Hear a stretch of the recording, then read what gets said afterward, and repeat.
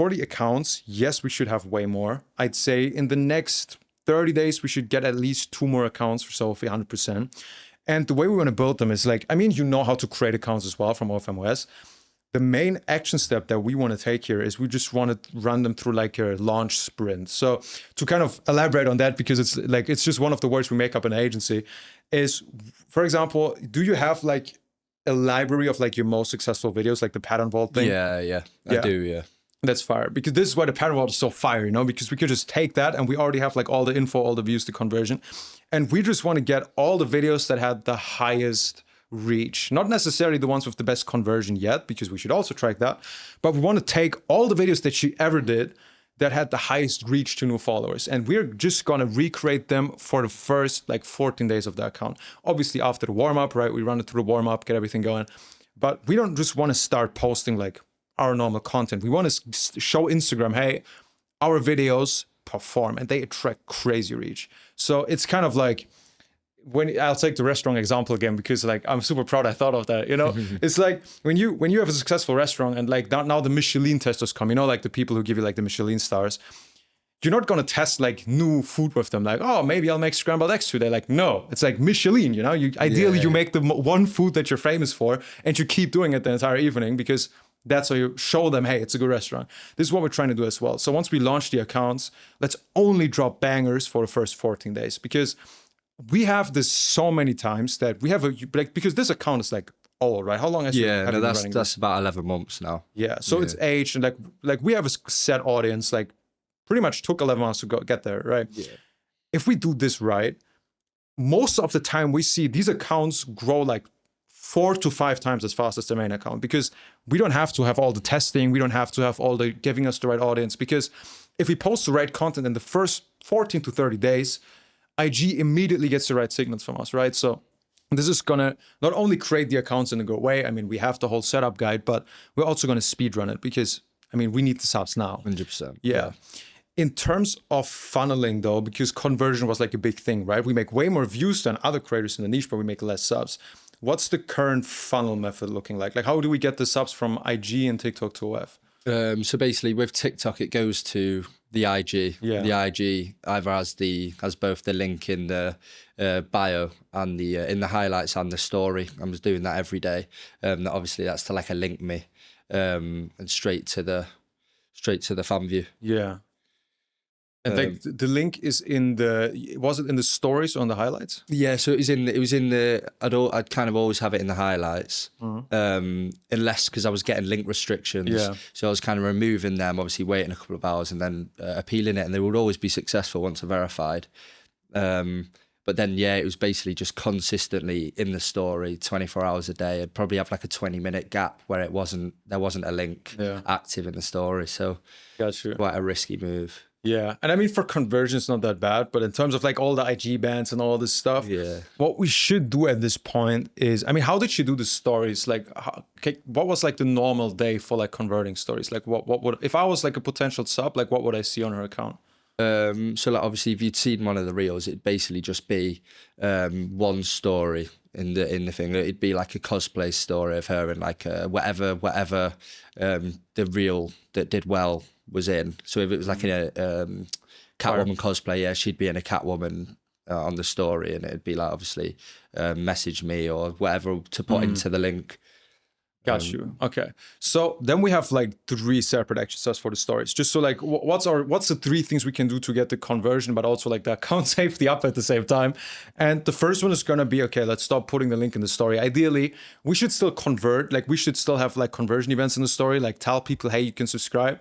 But ideally, we just refer to the highlight, because people always say that lowers the conversion. But on the other hand, like it does, but it does it by like 5 to 10%. Because if people are too lazy to see a story with, hey, the link's in my highlights, and not click the highlights, you could debate if they were actually going to be super high intent subs and to begin with. Which, okay, that's going to decrease it a bit, but now you can really spam that if you want and just have it in the main highlights, super obvious. First story in the highlights should be the link, and then the other one should be like her most converting cosplays, because I love it that you like always take the most converting cosplay into the story.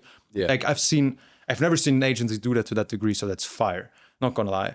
I would do that with the highlights. So if you know, okay, Catwoman, fucking Starlight, or like Spider-Man costume always converts, have like a highlight with like first story is the link, then 2 or 3 cosplays, and then the last story is the link again.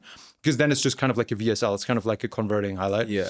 And then I would also, as a second action step, switch the story game up a little bit, because we got the followers on the account, we got the reach.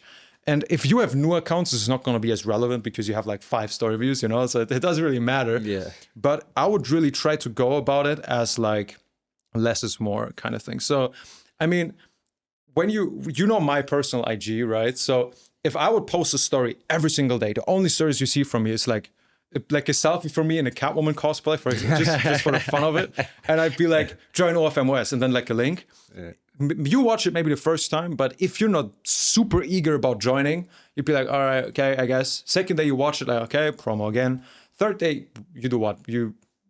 Yeah, probably, yeah. I mean, if I kept seeing it, it like loses the value, doesn't it? Yeah, to put it in UK terms, you probably think, oh, what a fucking wanker. Yeah. Like, you know what I mean? You just be like, fuck this guy. Like, there's no value for me in these stories. Like, because your current stories, they convert warm leads, but you don't get people that are on the edge.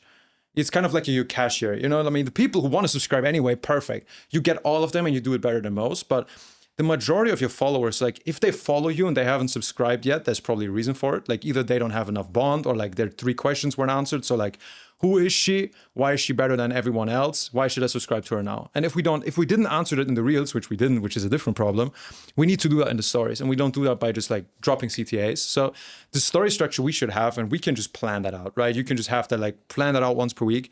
If you want to have like per day, that's kind of like the rule. So we want to have 1 story that's based on looks, 1 story that's based on who she is, so like lifestyle, bonding with her, you know, and 1 story that's made off of like her humor, her personality, and then obviously like 1 CTA or like 1 conversion event. So your average story could look something along the lines of, first story in the morning is like, for example, her in the gym, you know, like nothing sexual. It's just, oh, she goes to the gym. She's a normal girl. She's not AI.